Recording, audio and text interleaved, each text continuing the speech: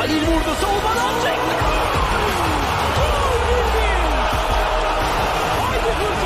Hello Turcaholics, and thank you very much for listening to our UEFA Europa League Group C preview, which of course includes Trabzonspor, who came out of pot 4. In Group C, from pot 1 we got FC Basel from Switzerland, from pot 2 Krasnodar from Russia, from pot 3 Getafe from Spain, and finally from pot 4 Turkey's very own Trabzonspor.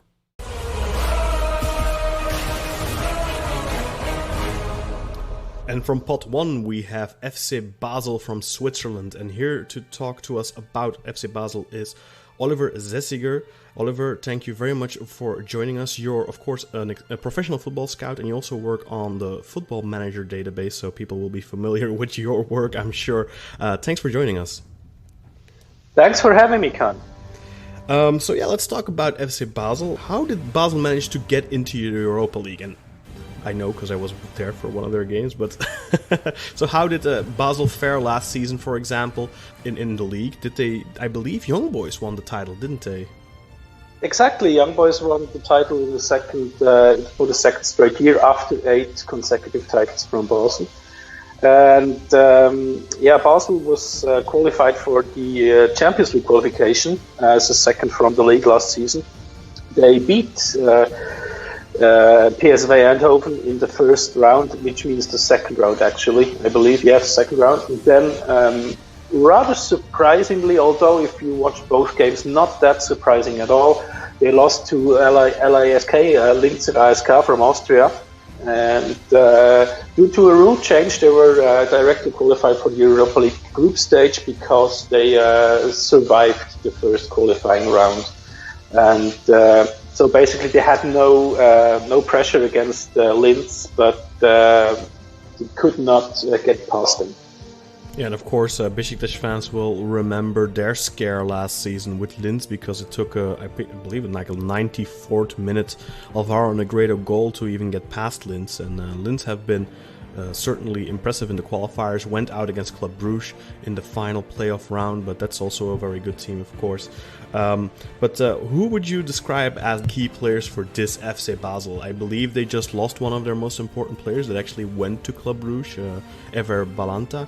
But who else could you highlight as Basel's more important players?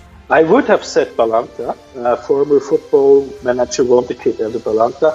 But as you said, he just joined Bruges and will play Champions League. First and foremost, I think the goalkeeper. He's the number 3 goalkeeper for Switzerland, and Switzerland has historically great goalkeepers. And it's Jonas Omlin, by the way, and 25 years old. Then, if you look at the squad, you have to figure out the captain Valentin Stocker. Apart from his stint at Hertha Berlin, he was a Basel player for life. And Luka Zuffi, his set pieces are very good. He's a good free kick taker. At the back is Eray Cömert, a Swiss-Turkish double passport holder, who will probably make his debut for the Swiss national team in a few days.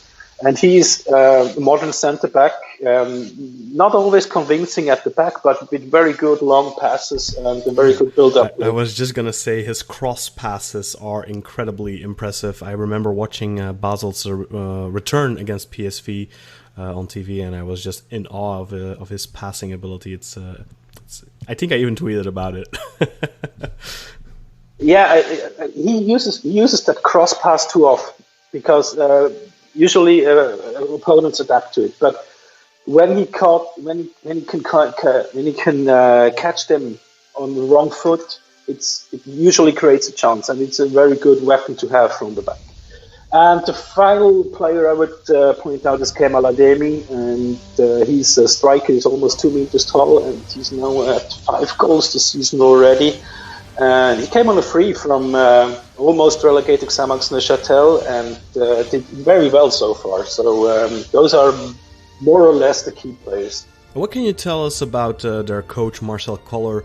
What's his type of football that he likes to play? What type of football does he have FC Basel playing? Yeah, Marcel Koller is probably best known for his stint as Austrian national coach, where he, I would say, resurrected that Austrian national team a little bit from the slumber they had in the early to mid 2000s.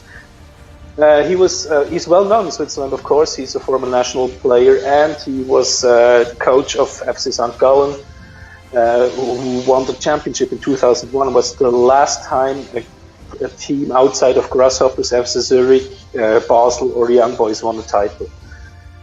His style is, or his formation is basically 4-2-3-1.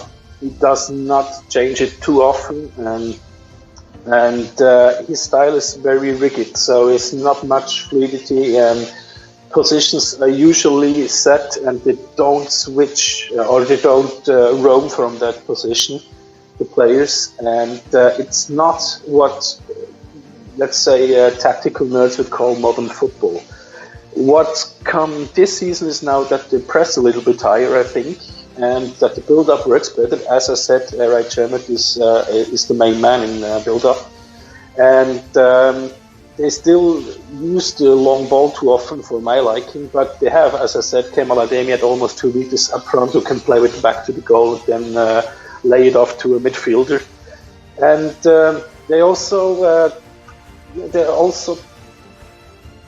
they're not yet well connected. The team has changed over the last 2 years, and there's still a little bit of teamwork missing, but it's slowly and surely getting better. And what would you say are their main strengths? What is it that they play to? You say they use the long ball a lot. Of course, they have the tall forward up front.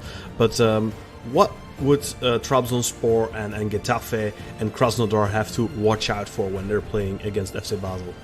Their attack is very dangerous with Stocker on one side and Noah Okafor, a young prospect, on the other side, or even Kevin Buya on the other side, and Ademi at the main striker position. And those 3 to 4 players are very good, very efficient usually. And while Basel does not always play well, they usually score, and that's due to their efficiency. In midfield, you have the old guard around Fabian Frey, who has been there, done everything basically, played Champions League, played Europa League semi-finals, played Bundesliga. So there is good part is experience who is on their side, especially midfield. A little bit of a problem could be a centre-back position. Chermet is only 21 and Omar Alderete, the other centre-back, is only 22, and it's his first season in Europe. But in general, let's say, it's keeping the ball, it's looking for solutions, and if those solutions don't come with a short pass, then they can play a long ball, and they're quite good at it because they have the tall striker up front. And the same question, but then in regards to how should these teams try to exploit Basel's weaknesses? If you transition very quickly, then Basel gets problems. The midfield is not very quick. They're good with the feet. They're physically good, but they're not very quick. And as I said, the centre backs are they've not gelled so far. So they can be exploited. And also the left-hand side, the left-hand defense is not their strength. So if the opponents attack over the right-hand side, if there's a Blas Riveros or Raul Petretta playing at the left-back position, this could be exploited as well. But the main thing is quick transitions to overrun basically the midfield, and Basel will have problems with it. What are your general expectations of the group? I think this is a very interesting group with 4 teams that are probably evenly matched. It's a little difficult to gauge. I'm not that familiar with Getafe. I've seen Krasnodar in the Europa League over the past couple of years. They are always a tough team to face. Basel, of course, I've seen them in action. A very tough team. And I think Trabzonspor, they're all kind of, I think, floating around that similar level, I would want to say. What are your expectations for this group? Who's going to qualify? And are Basel going to struggle, you think? Your general expectations of the table, and if I would have to ask a final standings as well, please. When I first saw the group, I thought it's a nightmare for Basel because the opponents are not perceived as very attractive in Switzerland. So they will not have a lot of spectators, I think. And then, as you said, they're maybe on a similar level, all the teams. Getafe, of course, for me, is the big unknown, which is funny to say, but I just don't follow La Liga too close, so I can't really say anything about them. As you said, Krasnodar did well in the Europa League last season. Trabzonspor, I know a little bit about them, and it really could be anyone who wins this group, to be honest. I think that Basel will struggle, especially against the good attack of Trabzonspor and Krasnodar, and I think they will finish third. I can see anyone win this group, to be honest. I can see Krasnodar win it. I think the slight favorite has to be Getafe, just because they're a Spanish team, and Trabzonspor has a good chance as well to win this group. I don't think Basel will advance from it. Of course, I'm always up for a surprise, and I would take it, especially as Swiss football needs the points for the UEFA coefficient. But it's really tough. Really, as I said, a nightmare group for Basel. Yeah, and I think all teams in this group will probably think the same way, especially, when you get a team like Trabzonspor out of pot 4. I remember years ago when Besiktas were in the Champions League and they were in the third pot, and then of course you expect a weaker opponent coming out of pot 4, and they ended up with Wolfsburg, who had won the Bundesliga that year before and absolutely slaughtered them. So it's never fun when you get a tough team from pot 4, especially in the Europa League, where you definitely expect to get a weaker brother, so to speak. But it's gonna be super interesting. Then my actual final question. This one is not so much football related, but is there anywhere you can say for the visiting fans from Trabzonspor, Getafe, or Krasnodar who decide to make the trip to Switzerland, what should they go and do when they're in town for a day or two? Oh, I'm not actually from Basel.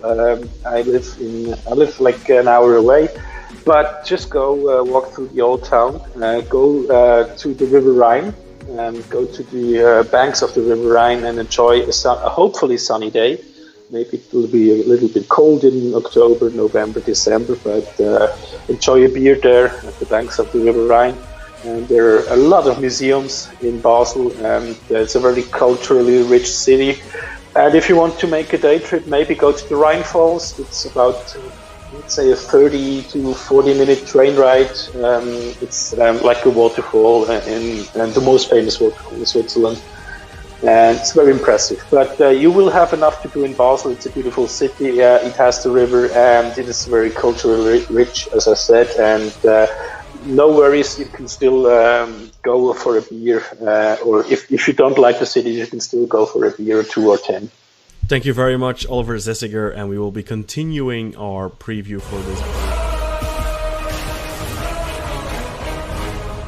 And from pot 2, we've got Krasnodar from Russia, and here to talk to us about Krasnodar is Will Baumgardner, Russian football expert, and an expert in particular on Krasnodar, and he works for Russian Football News, RFN. You'll certainly be familiar with that if you follow Russian football a little bit. Will, thank you very much for joining us and giving us your insights on Krasnodar. Hey, I'm happy to be on.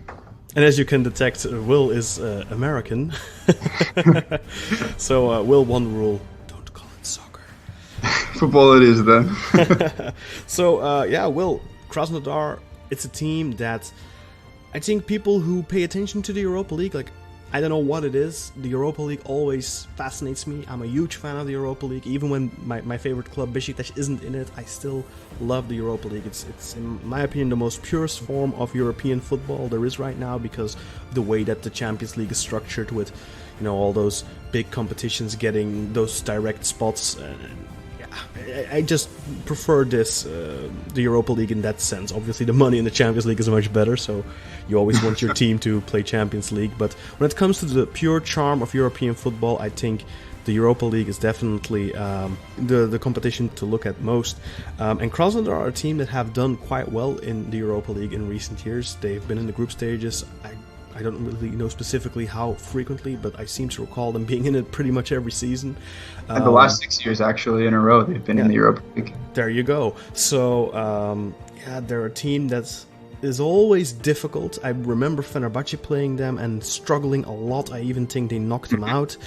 And it's just, one of those really tricky teams. And then when we look at this group stage draw, we have 4 clubs that I think are very evenly matched. We have FC Basel from Switzerland, Krasnodar from Russia, which we're talking about right now, Getafe from Spain, and then Trabzonspor coming out of pot 4, which is arguably maybe the hardest team to come out of pot 4.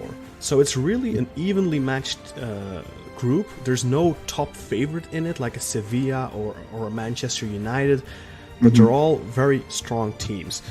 And we're going to pick back up on that later when I ask you your prediction for the group. But let's talk about Krasnodar first. How did they manage to qualify for the Europa League this season?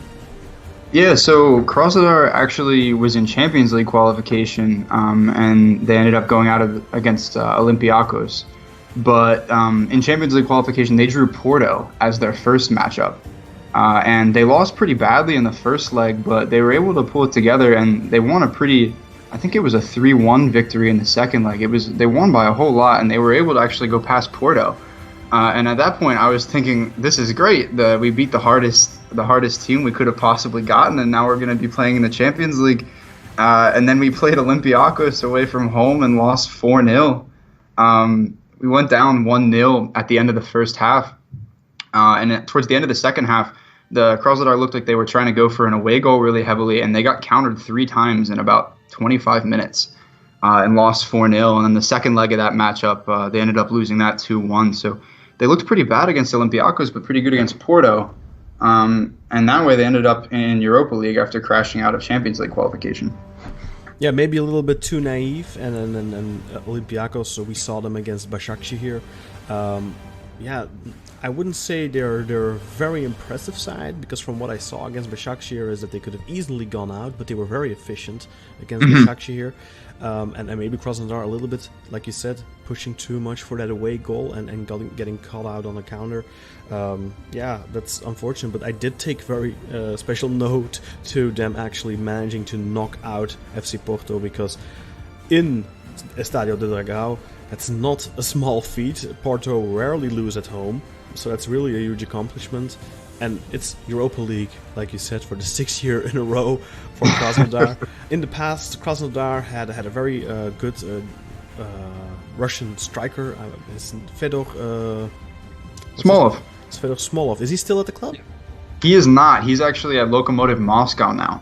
Oh, boo. Well, tell us then, who are the big stars for Krasnodar right now? The big stars for Krasnodar right now, I think the main one to keep an eye on is a Brazilian winger named Wanderson. He is like lightning. The guy is fast. He is rapid. He is an incredible dribbler as well. He lacks a little bit of end product, and you get the feeling when you watch him that he should score a bit more than he does. But he is an extremely good creator for the team. He's probably the main creative outlet on the wing. Depending on the lineup, he'll either line up on the right or the left. It could be either. But when he has the ball at his feet, something good is probably going to happen for Krasnodar. So he's probably the main player I would keep an eye on offensively. Another player to keep an eye on, assuming he's fit, is the other winger named Magomed Shapi Suleimanov. He is a 19-year-old, and he is actually an academy graduate from the club. He typically plays on the right, so if he plays on the right, you'll see Wanderson on the left. And Shapi Suleimanov is diminutive. He's tiny, but he has a rocket of a left foot, and he also has a knack for showing up in big occasions. So in last year's Europa League campaign, he scored the winning goal to send Krasnodar through against Leverkusen in somewhere around the 86th minute. And then in the next game, he almost put Krasnodar through with a shot from outside of the box against Valencia. He also scored the 2 goals that knocked Porto out of Champions League qualification as well. So when there's a big moment, he certainly rises to the occasion. Yeah, an interesting note for the few of you who may know, but Wanderson is actually the son of Wamberto, former Brazilian and Belgian league legend, kind of. He played for Standard and stuff. And Wanderson actually has dual citizenship. Wow, yeah, I saw he had dual citizenship with Belgium, but I did not know he was related to Wamberto. Yeah, it's his son. And another big, how should I say it, familiar face For Turkish fans in particular, a new signing, Manuel Fernandes, who was at Lokomotiv Moscow for the past couple of years and led Moscow to their first title in many years as well. He just signed with the club too. Any big expectations for Manny Fernandes? I would expect him to come in and probably take a starting role pretty quickly. He played for Lokomotiv, so he knows the Russian league well, which means there shouldn't be a whole lot of problem with him adapting to a new league or anything like that. They actually signed him because of some terrible injury issues that they've been having at the club. Before the season started, national team midfielder Yuri Gazinski tore his shoulder, and he's going to be out till November. Winger Victor Clausen tore his ACL on international duty, and he was probably the club's best player last year. And finally, they brought in Remy Cabella from Saint-Etienne for a club record fee, and he tore his ACL after 5 games with the club. So they found themselves lacking midfielders, I think, and went out and found Fernandes on a free. But I would expect him to end up in the starting lineup. And what about the coach, Murat Musayev? He's a young coach, only 35 years old. What can you tell us about him? What type of a coach is he, and what type of football is Krasnodar playing under him? So he's a little bit more pragmatic than his predecessors have been. This is his first ever professional appointment, and he doesn't have his full UEFA license. So if you see on the sidelines, you probably won't see a whole lot of Musayev. You'll see another coach, but Musayev is the real coach. He actually was in the academy as a coach. He still plays the attacking football that Russian football fans know to expect out of Krasnodar. You'll expect to see a 4-3-3 and expect the team to really try to play free-flowing, attacking, combinational football. They're pretty well known in Russia for being a fun team to watch. And what would you say are Krasnodar's main strengths and also please tell us, what will their opponents, Trabzonspor, FC Basel, Getafe, have to look for? How will they have to try and exploit their weaknesses to get points away from Krasnodar? So their main strengths is they have some really quality players who can create situations out of nothing. So Wanderson is a really good example. He takes people on all game. He's really dangerous in chance creation. Shapi Suleimanov can hit goals out of nowhere. They have a midfielder named Viliana from Eredivisie, and he's a really quality player as well. Their weaknesses are they're a very attacking side, and like you said earlier, they can be a bit naive in terms of not pragmatically managing a game. So I would expect a lot of the goals against Krasnodar to come on the counter, when the center backs and the full backs push too far up the pitch. And Matthew Vilbuena in midfield for Olympiacos just was pulling strings all game, and they really destroyed Krasnodar on the counter. So while Krasnodar is the most dangerous when they're attacking, when they're on the front foot, they're also the most vulnerable as well, because a lot of teams have had success hitting them back on the counter. Finally, my last football-related question for you, Will. What are your expectations of the group? It's, like I said, a very tough group. How do you see Krasnodar faring? Who do you think they'll struggle most against? And finally, what is your personal opinion on the final match day standings after 6 games? So I would expect Krasnodar to fight for the first place in the group because they were in Champions League qualification. They were a bit inconsistent, but they're certainly nearing that level of being a Champions League team. So I think Krasnodar should expect to either finish first or second in the group. In terms of teams that they're going to struggle against, I think teams that will sit low and play defensively are going to give them a lot of trouble. When Krasnodar can play against a team that wants to play football, that wants to play attacking football, they tend to do better than teams that sit in a low block and counter against them, because they kind of look for a loss. They look at a loss for ideas. I would expect Getafe and Basel to come out and play. I don't know a whole lot about Trabzonspor, but if you think that they're going to play more pragmatically or perhaps defensively, then I would expect Krasnodar to struggle with them. And what's your prediction for the final standings in the group? I would put Krasnodar first, Getafe second. I'll say Trabzonspor third and Basel fourth. You don't have to humor me.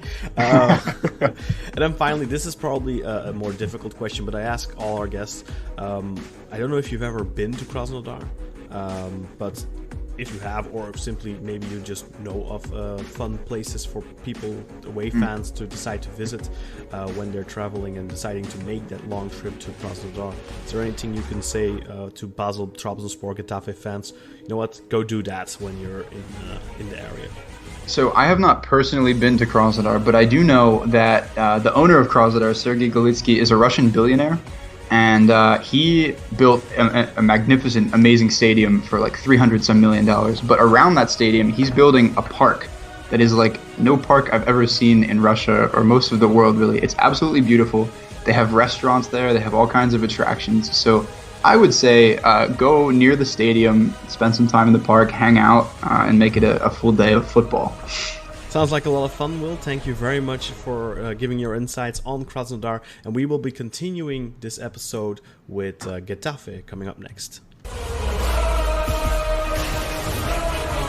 And from pot 3 we have Getafe from Spain, and joining us right now is Alexandra Jonson, Swedish journalist on Spanish football in Spain. She lives in Vigo, I believe, and she's of course an expert when it comes to Spanish football. And we also spoke to her last season already for the Black Eagles podcast on Malmö, because she's a huge Malmö fan. So Alex, welcome back to the show. Thank you, very happy to be back. And last season, of course, you were the one left laughing last, or how should I put it? You got your revenge for that Besiktas fan that threw beer on you. I hope it was beer, or what was it again? Yeah, yeah, that is correct, and it was quite nice to see Malmö progress through from a group stage in Europe for the first time in my lifetime, to be honest. That was really cool. I can't imagine. But, well, to be granted, I think most of the group stages you guys played were Champions League, and it's not that easy to qualify from that. No, that is true, and but it was a cool experience and great for the city and the team, and hopefully we can do it again this year. Yeah. Good luck. You're not in the group at Besiktas, so you can win all the games, as far as I'm concerned. Thank you. But let's talk a little bit about Getafe, Spanish La Liga side, of course. They came out of pot 3 here in what I think is maybe not the most attractive, but one of the hardest groups in Europa League, because you got 4 teams that are, I think, on a similar level. Now, I have to admit, I don't really know all that much about Getafe, but, judging by their relative league position last season, and then looking at the other teams, Krasnodar are very tough not to crack. I've seen them in the Europa League over the past couple of years. There's always a difficult team, and of course FC Basel, we all know they're a good side. And then Trabzonspor coming out of pot 4, one of the more difficult teams in pot 4, I'd say. This is going to be a difficult group for sure. I think it could be Trabzonspor ending first. They could end up 4th. Getafe could end up 1st. They could end up 4th. It's a very complicated group. But let's start off with the beginning. How did Getafe manage to qualify for the Europa League through their domestic performance last season? Yeah, so Getafe's story is actually quite remarkable, because 2.5 seasons ago they were lost in the Spanish 2nd division. And now they're going to play in Europe, but we'll probably get more to that later. But so basically, last season they were for sure the big surprise team in La Liga, and they were in the top positions around Europe for pretty much the entire season, which I can say not even Barcelona or Real Madrid were at some point. So they did a really, really impressive season, and they were actually very close to even taking a Champions League spot. They ended only 2 points behind Valencia. And I think they just had a little bit of a dip at the end of the season, which is why they didn't end up in Champions League. They did take a Europa League spot, which is highly, highly impressive for a team like Getafe, and considering the resources they have, the players they have, and so on. But they did it quite in a very convincing way, I would say, and it was for any team always very, very difficult when they had to play Getafe. So it was definitely an impressive season for them. And who would you highlight as their key players? So that is definitely the 2 oldies up front, Jaime Mata and Jorge Molina, are both over the age of 30. So Jaime Mata is 30 years old, and Jorge Molina is one of the oldest players in La Liga. He's 37. So together they are 67 years old, but that is not slowing them down, so to say. So last season, both of them scored 14 goals each, and they made 6 assists and 5 assists respectively, making them probably the best duo of any La Liga club last season, at least one of the best. They are extremely strong, and one of the main key reasons to why Getafe, who otherwise is a very defensively strong team, but also thanks to them, they score a lot of goals and could win important matches. So for me, they are definitely the two key players. And just before we move on from them, it's quite interesting to point out that these are two late bloomers, showing for everyone there is still hope if you're a bit older, because they both made their professional debuts in their mid-20s in the Spanish second division, and they both made their La Liga debuts at the young age of 29. But they are for sure the keys for this team. And I know a couple of people who will be very happy to hear that. It's quite an inspirational story for some folks I know. One more funny fact on that is also that Jorge Molina at 37 is actually older than Getafe, the club itself, because the club was founded in 83 and Jorge Molina was born in 82. That is indeed a fun fact. How about the coach, Jose Bordalas? What kind of football does he have his Getafe play? Because you said they were defensively a good side, but what type of football does he have them play? And could you maybe highlight their biggest strength? Yeah, so Jose Bordalas, to start with, for me, is perhaps the best, or at least one of the top 3 best coaches in La Liga, which is quite remarkable because he's only been coaching on the top level of Spanish football for 3 years, even though he's been coaching for over 25 years, mostly in the lower divisions of Spanish football. And the way that he makes his team play, he's very, very smart in very, very many ways. But I would say that Getafe is not your typical Spanish football playing kind of team. They play more rougher, more physical type of football. I would say they are fair. They don't play ugly per se, but they can play a little bit ugly. But they're still fair but tough. I think it's basically the best way to put it. And their strength is that it's just so difficult to play against them, get through their defense, and take points from them. What is probably their weakness is more that they have less resources than most other clubs in La Liga. They don't have the same budget. When they came up to La Liga to tell this incredible story, which has a lot to do with Bordalas, because he took over as coach for Getafe when they were lost in the second division. In the same year, he won promotion with them ending third in the second division, just very, very short of coming off ending second, which would have given them direct promotion. Instead, they had to go through playoffs, which made that when they started the 2017-18 season in La Liga, they did so with the least preparation time of all the teams, with the lowest budget. They still ended that season 8th in the table, because they are very, very smart in the transfer market, in how they work, and how they sign players. The coach, Bordalas, together with the sporting director, they have a very clear picture from the start on how they want this team to play, what type of players they need to play that way. And therefore they've been able to pick and get those types of players, and they've taken most of them coming from the second division, Jaime Mata being one of those examples, who had scored 36 goals for Valladolid the previous season when he was signed ahead of last season. And it's a very good coach, very smart coach, and just the things he's been doing with Getafe is extraordinary. And before he signed for Getafe, he actually took Alaves and won promotion with them to the first division, but was sacked from Alaves because he was unsure if he was good enough to be first division coach, because he was seen as a very good lower divisions coach. But now he's definitely showing with Getafe what he can do. And there is an incredibly hard team to play against, and I think no one really wants to face Getafe, especially led by Bordalas at the moment. Yeah, it's something you see in Turkey quite often too, where when a team wins promotion, they'll change almost the entire team and they'll change coach, which is weird because they just won the division or whatever, or at least they won promotion. So it's always a little odd to just give those people the chance to prove themselves at that higher level, I'd say. But you highlighted their strengths. Sounds like a really tough team to break down. The question, of course, is going to be with a smaller budget, how is their squad depth? Are they going to prioritize Europe, or are they maybe going to prioritize La Liga, maybe aim for that Champions League spot next season? That's going to involve a lot more money, of course, which could be great for the club. maybe touch on that as well. But what do you see as their weaknesses? What are Trabzonspor? What are Krasnodar? What are FC Basel going to have to look to exploit if they want to take points away from Getafe? Because as you pointed out, they are a tough team to take points from.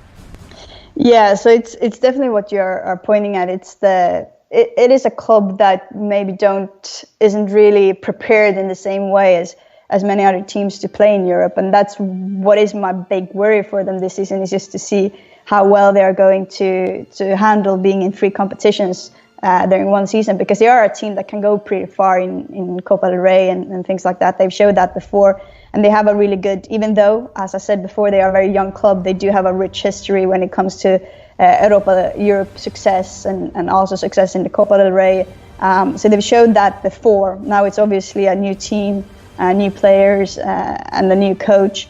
And that is where I think the main weakness is just that the players that they have, even though Borrellas is extremely good at getting the best out of them, they just don't have maybe the same quality as many other teams have. And it's last season, what impressed me the most by them was just how they managed, even at the end of the season, even though they came into a little bit of a dip, to, despite not having the same resources and not having the same depth in their squad, they managed to still stick up there among the European spots and in the European spots, while we saw other teams who did impressive seasons like Espanyol or like Deportivo Alavés. They still didn't really manage to keep it through the entire season in the same way that Getafe did. But now it's going to be a complete different story, because now you have two more tournaments.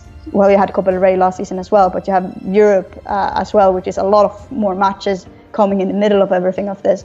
So that's where I'm afraid they might run into a bit of problems. But then again, they are very smart in how they do their business during the summer window.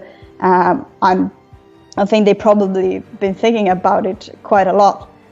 So I'm still hopeful that they will be able to surprise many and do an impressive run in Europe as well. But it's going to be more difficult. And I think if you're talking about the weaknesses on the pitch and how to exploit them, I think it goes down to the same thing. It's try to find that these are players that don't maybe have the same qualities. So try to find the weaknesses in each specific player and run them down. I think that's the way to get past them, and then definitely try to stop Jorge Molina and Jaime Mata, because if they don't have those two scoring goals, then they won't win any matches. And what are your expectations for the group as a whole? Do you expect Getafe to advance? How do you think they will fare in the group? Who do you think they will struggle with in particular, if they will at all? And what's your take on the final standings in this group after 6 match days? I think it's, like you said before, it's going to be a really tight group. It's 4 very difficult teams to play and 3 very difficult away matches that you have up against you. I think if we look at the Spanish teams, Getafe is probably the best club suited for a group like this in the way they play and how they tackle teams. I think it is definitely coming from pot 3. They could have gotten, in some ways, for them, more difficult teams, I'd say. But it's going to be tough. I think there is a possibility for them to go through the group. There's also a possibility, like you said before, for them to I wouldn't see them ending last, but at least ending 3rd. Personally, I obviously hope it would go well for them, and it would be very fun to see them progress and see if they can come back to that European glory days that they've had in the past. So I would hope for them to end maybe 2nd. I think it's going to be difficult, though, to say if it's going to be Krasnodar or Basel who will be above them. And I think all of the teams are going to be really difficult, and it's just one group that is just so difficult to predict, because it's not just to say like, okay, that is the pot 1 team, they're going to end 1st, that's the pot 2 teams, they're going to end 2nd, that's the pot 3 teams, etc. Because it's very tough teams and very tough matches. And one thing, though, that I could point out that I didn't before when it comes to weakness is that if we look at these teams, I think a lot of those teams are very difficult to play away, and especially with the fan bases they have and just the atmosphere at these stadiums. And I think that might be where Getafe lacks a little bit, because for them it's not that big of a difference playing at home to playing away. Being a quite young club, they don't have the same kind of fan base as many clubs do. And depending when it goes well for them, their stadium can at occasion fill up if it's a really, really big match. But it's very, very seldom that we see a full stadium at Getafe. It's also a very open ground, Coliseum Alfonso Perez, which makes sound go out very, very easy. So I think that might be a little bit of a weakness for them, is that they don't have that thing that other clubs, especially when they play Europe, can help them a lot. It's just the atmosphere at home and having the fans backing them. And I'm not saying that Getafe don't have fans, because they have, and they're getting better and better with the years that comes. But they just don't have the same history and the same strong type of fan base that will create that kind of atmosphere that you'll see at other stadiums and other clubs, I'd say. And then finally, do you have any fun travel trips for people who decide to make the trip to Spain for the away game? Krasnodar fans, Trabzonspor fans, or Basel fans. Is there anything they have to do when they're in the area? Well, I'd say more than what they have to do, maybe what they shouldn't do is probably don't book your hotel in Getafe, because it's a very small, very kind of boring suburb city to Madrid. So if you want to have a fun time, I'd probably suggest to get a hotel in Madrid, in the big city. Enjoy being in Madrid and everything that Madrid has to offer, which is a lot. Then take the train or the metro, because you can even take the metro out to Getafe. It takes a little bit longer time. So the small train, I would suggest instead. It's very easy to get there. I think it's like 4 stops or something on the line. Then you get out at Getafe, go to the match, and then take the same way back.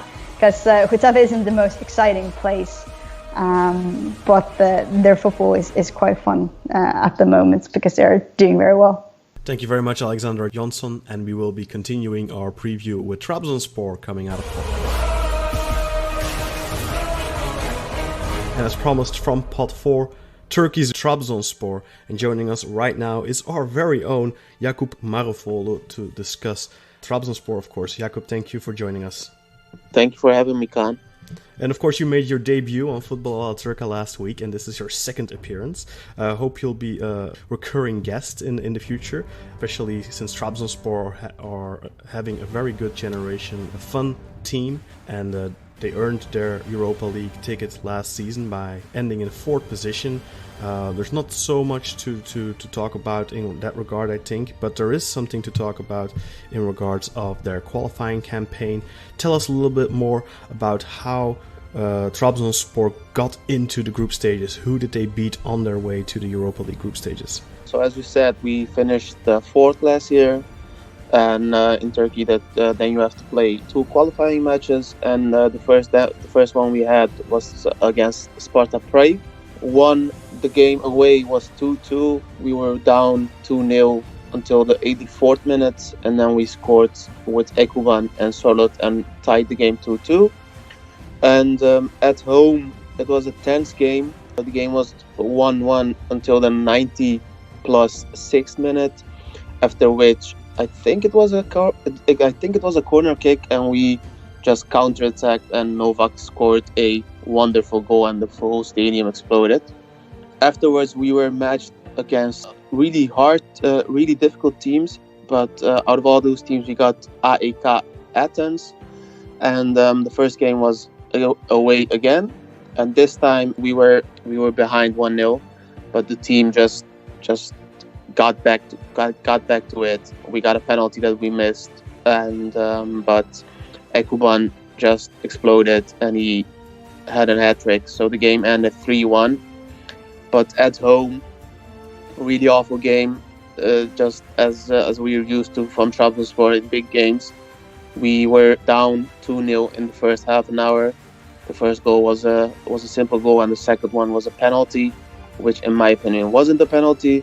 But it was a tense game, but in the end we got it, and we're back to the Europa League after like 3 years, I think, or 4 years, something like that.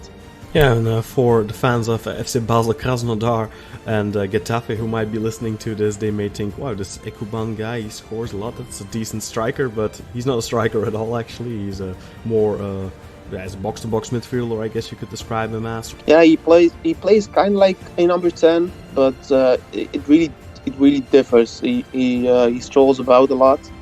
You can find him on the left wing. He sometimes goes onto the right wing, but his best position is, as you said, the box-to-box midfielder. He's like the connecting piece between our attacking play and the forwards. And who would you say are the big stars, the key players of this team for Trabzonspor, who are going to have to get the job done for Trabzonspor to get out of this group? Yeah, we got a couple. First one, my favorite player in the team is Jose Sosa. He is the captain of the team, Argentinian, who you might know from teams like Beşiktaş, like Atletico Madrid. He played at Milan for a year or so, even at Bayern. He's the guy that's just the maestro. He directs the ball. Pretty much all the play goes through him. He drops back a lot. Sometimes he plays as a defensive midfielder. But his best quality is his passing. He's calm on the ball, and he can always pick off the best player to move forward. Next to him, another threat that we have is Wakaeme. You never know what he can do. He doesn't run a lot, so when you see him on the pitch, you always think like, is this guy really that good? But the moment he gets the ball on his feet, you never know what he's going to do. He has a pretty decent sprint, to be honest, and he's a really good dribbler, so he doesn't lose the ball that much. Scoring, crossing, pretty much everything is okay with. He's also really strong on the ball. And last but not least is Abdülkadir Ömür, a youth product, a guy from the city, from Trabzon, a lover of the club, fan since he has been little.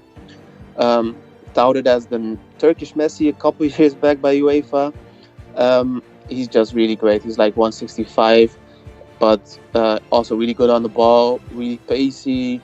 Always looks for the free player.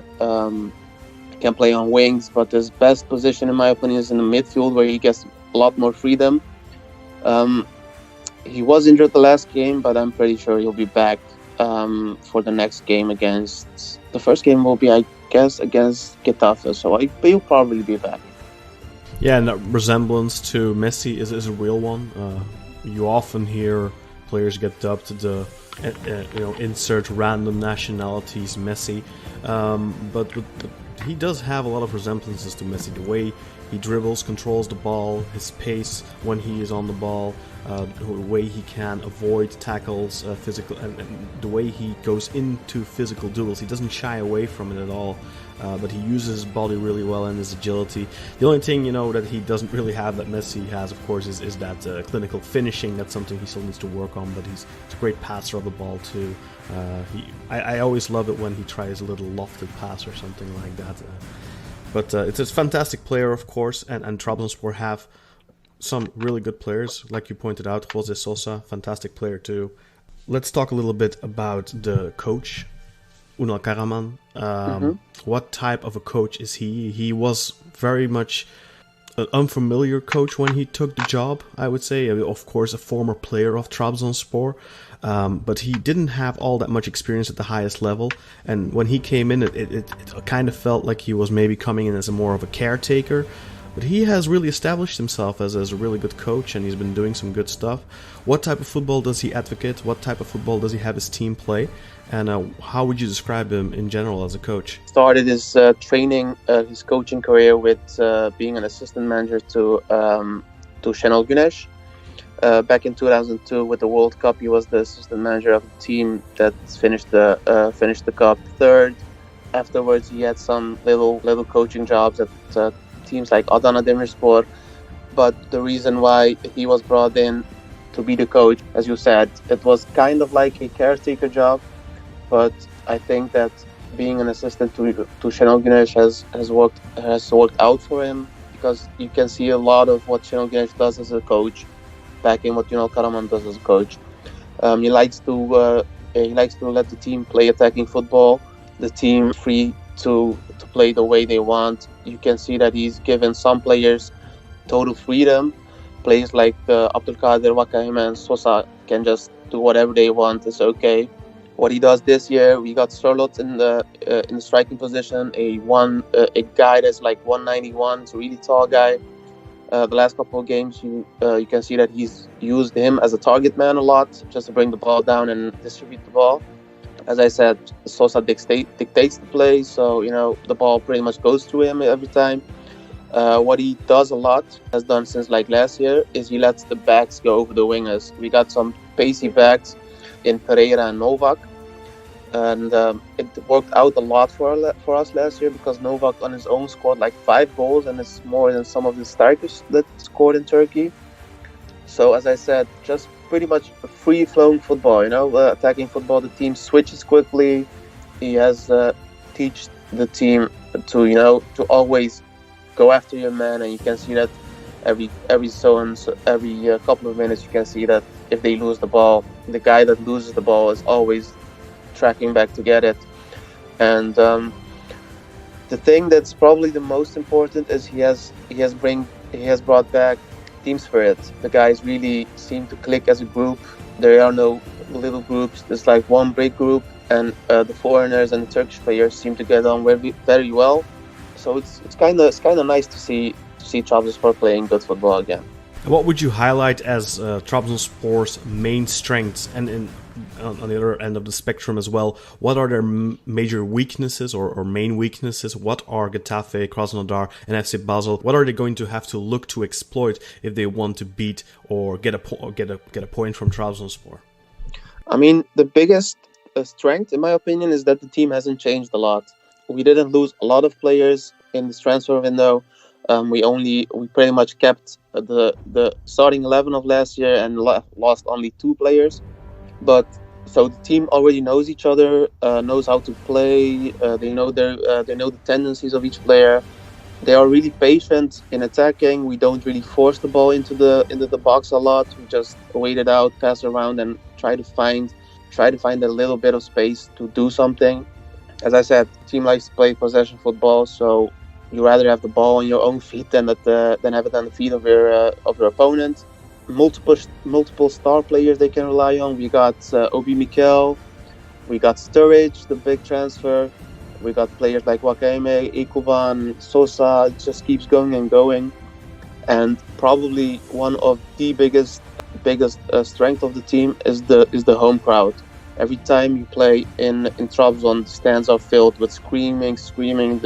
Everybody knows about Turkish fans and how passionate they are, and our fans are no different. Weaknesses, team. We didn't get a lot of subs for the backs this year. We pretty much rely on Novak and Pereira to play 90 minutes pretty much every time.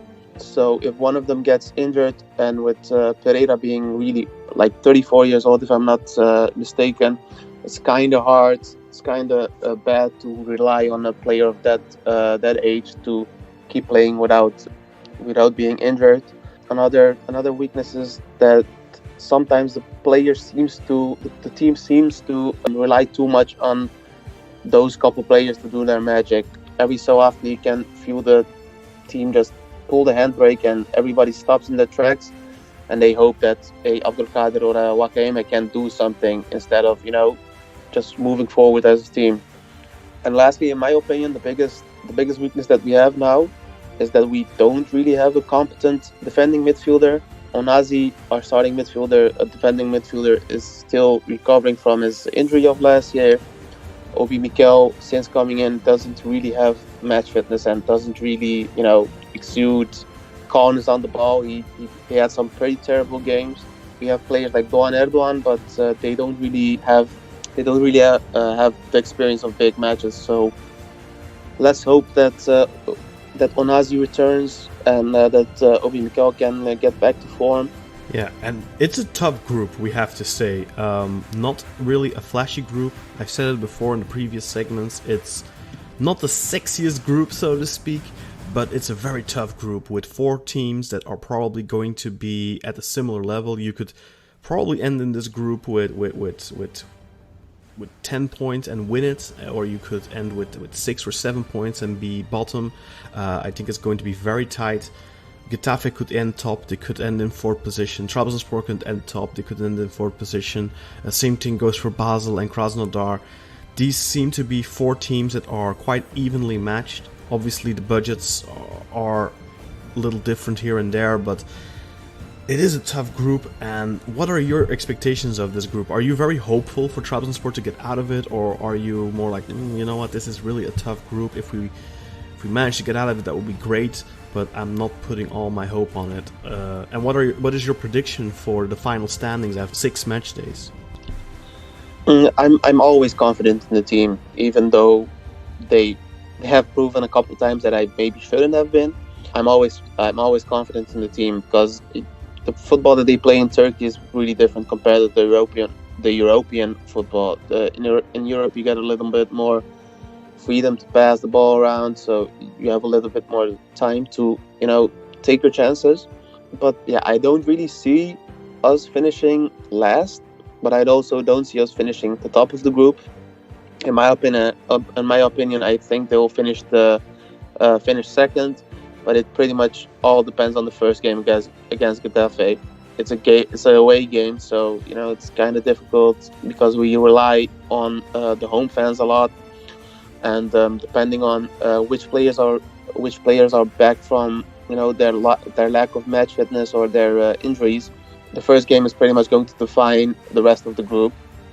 In my opinion, I'm the most scared of Krasnodar, and that's pretty much because I think a lot of people, especially in Turkey, are going to underestimate them. Think that they're a team from Russia, so we can pretty much just roll over them. And I don't think it's going to be that easy, especially with the weather in Russia being so cold and the conditions being so bad.